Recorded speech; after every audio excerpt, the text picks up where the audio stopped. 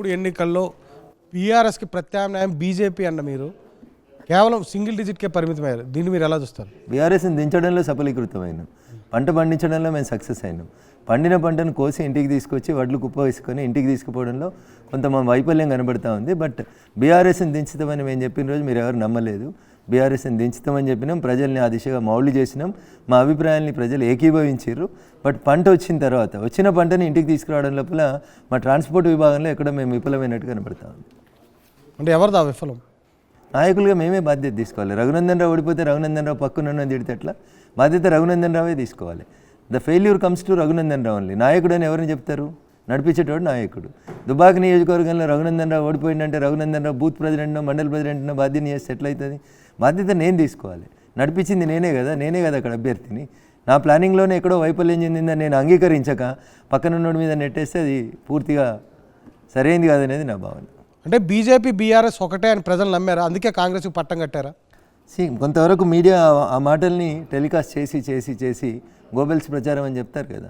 ఒక అబద్ధాన్ని 100 సార్లు చెప్తే అది నిజమైనట్టు. చిన్నప్పుడు చిన్నేశ్వరి పంచతంత్రం లోపల ఒక బ్రాహ్మడు పొద్దున్నే పూజ చేసి ఒక మేకను తీసుకొని పోతుంటే అది మేక కాదు నల్ల కుక్క అని 10 మంది దొంగలు కలిసి ప్లాన్ చేసి చెప్పి చివరికి అంత నిష్ణాతుడైనటువంటి బ్రాహ్మణుడు కూడా ఇది కుక్క అని నమ్మి దాన్ని వదిలేసిపోవాల్సినటువంటి పరిస్థితి వచ్చినట్టు రిపీటెడ్గా మీడియా బీఆర్ఎస్ బీజేపీ ఒకటి అని చెప్పడం లోపల కొంత పర్సెంటేజ్ ఆఫ్ ద పీపుల్ లోపల ఆ పర్సెప్షన్ డెవలప్ చేయడం లోపల మీడియా కొంతవరకు సక్సెస్ అయింది.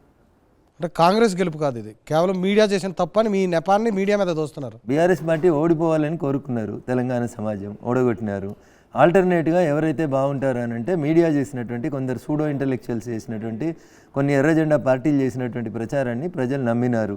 ఎందుకు నమ్మినారంటే నిజం నిద్ర లేచేసరికి అబద్ధం ప్రపంచాన్ని జుట్టు వస్తుందని ఒక ఇంగ్లీష్ తత్వవేత్త చెప్పినట్టు మీరు రోజు పొద్దుగా లేస్తే కొన్ని పత్రికలు కొన్ని టీవీ ఛానళ్ళు అదే పనిగా బీజేపీ ఒకటే బీఆర్ఎస్ ఒకటే బీజేపీ బీఆర్ఎస్ రెండు ఒకటే అని మీరు రిపీటెడ్గా చేసినటువంటి ప్రచారం కొంతవరకు ప్రజల్ని నమ్మించడం లోపల వాళ్ళ వైపు వాళ్ళ అటెన్షన్ని డ్రా చేయడం లోపల ఉపయోగపడింది అనేది నా భావన. అంటే మీ మాజీ అధ్యక్షుడు కానీ ప్రస్తుత అధ్యక్షుడు కానీ బీఆర్ఎస్ పూర్తిగా అక్రమాలకు పాల్పడింది, కాళేశ్వరం ప్రాజెక్ట్ కానీ ఏదైనా సరే, లేదా మాజీ ఎమ్మెల్సీ కవితను అరెస్ట్ చేస్తాం, ఇలా మీరు మాటలకే పరిమితం అవ్వడం వల్లే ప్రజలు నమ్మలేదా? కాళేశ్వరం ప్రాజెక్టులో అవినీతి జరిగింది అనేటువంటి మాటకి రఘునందన్ రావు భారతీయ జనతా పార్టీ ఈ రోజు కట్టుబడి ఉంది, రేపు కూడా కట్టుబడి ఉంటాం. అవినీతిని తప్పకుండా తీస్తాం, అవినీతి కారకులైనటువంటి వ్యక్తుల్ని జైలుకు పంపిస్తాం. అది వీరావారు అనేది మర్చిపోండి మీరు. కొంచెం వెనుక కొంచెం ముందు ఇన్వెస్టిగేటింగ్ ఏజెన్సీస్ ఇన్వెస్టిగేషన్ పూర్తి చేస్తాయి. తప్పు చేసిన వాడు చట్టం నుంచి ఏ రోజు కూడా తప్పించుకోలేడు. 2 రోజులు వెనుక 2 రోజులు ముందు. ఎందుకంటే ఇన్వెస్టిగేటింగ్ ఏజెన్సీస్ పూర్తి స్థాయిలో సాక్ష్యాధారాలు దొరకకుండా ఎవరినైనా అరెస్ట్ చేయడం అనేది కొంచెం ఇబ్బంది అవుతుంది కాబట్టి ఇట్ టేక్స్ టైం. బట్ కాళేశ్వరంలో అవినీతి జరిగిందనే మాటకి రఘునందన్ రావు కట్టుబడి ఉన్నాడు, భారతీయ జనతా పార్టీ కట్టుబడి ఉంది. అవినీతి చేసినోడు జైలుకు పోతాడనేటువంటి మాటకు కూడా మేము కట్టుబడి ఉన్నాం. రైట్. రఘునందన్ రావు గారు, దుబ్బాకలో మాత్రం డబ్బులు పనిచేస్తుంటే కామారెడ్డిలో ఎందుకు అవి పనిచేయలేదు? కామారెడ్డిలో ముఖ్యమంత్రి అభ్యర్థి ఎందుకు ఓడిపోయారు? కామారెడ్డిలో 5,000 రూపాయలు పంచినారు బీఆర్ఎస్ వాళ్ళు. బట్ అక్కడ ముఖ్యమంత్రి గారు non local, Revanth Reddy non local. ఈ ఇద్దరిట్లో ఎవరు గెలిచినా రేపు వీళ్ళు మళ్ళీ నియోజకవర్గంలో ఉండేది లేదు, సచ్చేది లేదు. వెంకటరమణారెడ్డి అనేటువంటి వ్యక్తి గత 10 సంవత్సరాలుగా 2014లో పోటీ చేసి ఓడిపోయినప్పటి నుంచి కంటిన్యూస్గా ప్రజలతో ఉన్నాడు, ప్రజల కష్ట సుఖాలతో ఉన్నాడు. మావోడని నమ్మినారు కాబట్టి అక్కడ డబ్బులు పనిచేయలేదు. ఇక్కడ హరీష్ రావు గారి మాటల్ని కొంతవరకు ప్రజలు విశ్వసించడం వల్ల నాకు నష్టం జరిగింది. రైట్. మోదీ చరిష్మా పనిచేస్తుంది, ఖచ్చితంగా మేము బీఆర్ఎస్కి ప్రత్యామ్నాయం అని మీరు పెద్ద ఎత్తున వచ్చారు. ఈ రోజు వచ్చిన తర్వాత కొన్ని ఎర్రజెండా పార్టీలో లేకపోతే కొంత అనుకూల మీడియానో సోషల్ మీడియానో ప్రచారం చేయడం ద్వారా మేము వెనుకబడిపోయామని చెప్తున్నారు. అంటే ఒక రాజకీయ పార్టీ ఇంకొక పార్టీ వ్యూహం ద్వారా వెనుకబడిపోయామని చెప్పడం కరెక్టేనా? కాంగ్రెస్ గెలిచింది అని చెప్పినా, మేము వెనుకబడిపోయినామని చెప్పలేదు. మేము వెనుకబడలేదు. మేము మా ఓట్ షేర్ని మేము డబ్బులు పెంచుకున్నాం. అసెంబ్లీకి పార్లమెంట్తో కంపేర్ చేయట్లేదు. మేము పార్లమెంట్తో కంపేర్ చేస్తే వెనకబడ్డారా లేదా? అంటే పార్లమెంట్తో కంపేర్ చేస్తే ఇంకా ముందు. Last election parliament election is different. Election is different. ప్రతి ఎన్నికకి సంబంధం ఉండదు. ఒక ఎన్నికకి ఇంకొక ఎన్నికకి పొత్తు ఉండదు, పొంతన ఉండదు. రేపు వచ్చే పార్లమెంట్ ఎన్నికలలో మళ్ళీ చూస్తారు. ఈ రాష్ట్రంలో అత్యధిక సీట్లు మేమే గెలుస్తాం. రఘునందన్ రావు గారు, ఇక్కడ క్వశ్చన్ అడగాలి. ఎలక్షన్కి సంబంధం ఉండదు అన్న మీరు ఎలక్షన్కి సంబంధం ఉంటుంది అని కొన్ని సందర్భాల్లో చెప్తారు.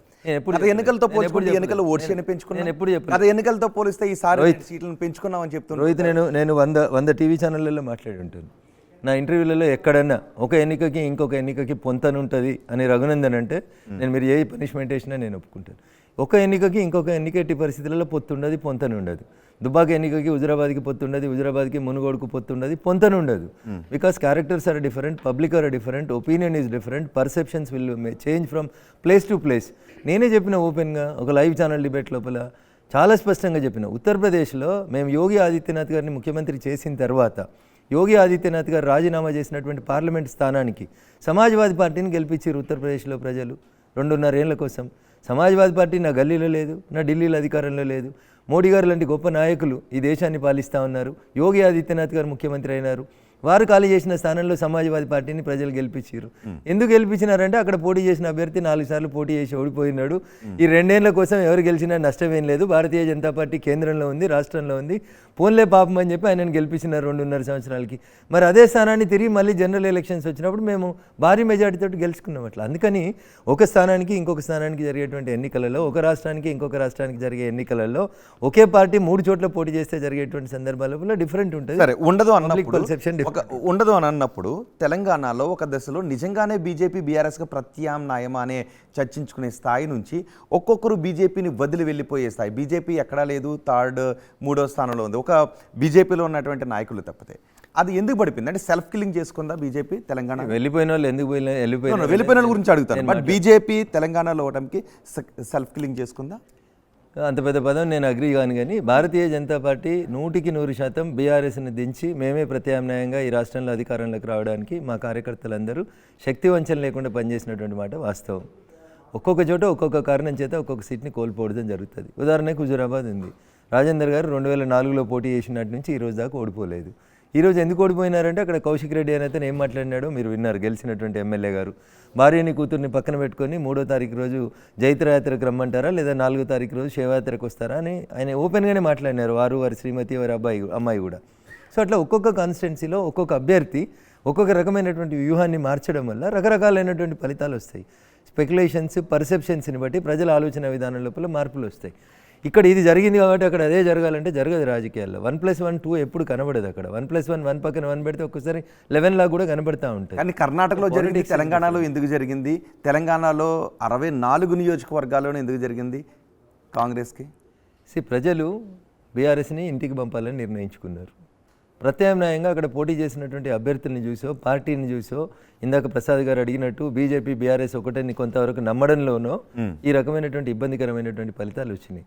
దానికి కారణం నేను మళ్ళీ చెప్తా ఉన్నా, సూడో ఇంటలెక్చువల్స్, కొన్ని టీవీ ఛానళ్ళు, కొన్ని పేపర్లు అదే పనిగా వారి వ్యక్తిగత ఎజెండాని ప్రజల మీద రుద్దితందుకు చేసినటువంటి అంటే మీ వ్యూహాత్మక తప్పిదాలను సూడో ఇంటలెక్చువల్స్ మీదకి తోసేస్తున్నారా? మాది వ్యూహాత్మక తప్పిదం కాదు. We are on the right track. అప్పుడు ఇప్పుడు రేపు కూడా రైట్ ట్రాక్లోనే ఉన్నాం మేము. కానీ కొంతవరకు గోబెల్స్ నేను మళ్ళీ చెప్తా ఉన్నాను కదా, అబద్ధం తొందరగా స్ప్రెడ్ అవుతుంది. అబద్ధం కొంచెం మంచిగా వినబడతా ఉంటుంది.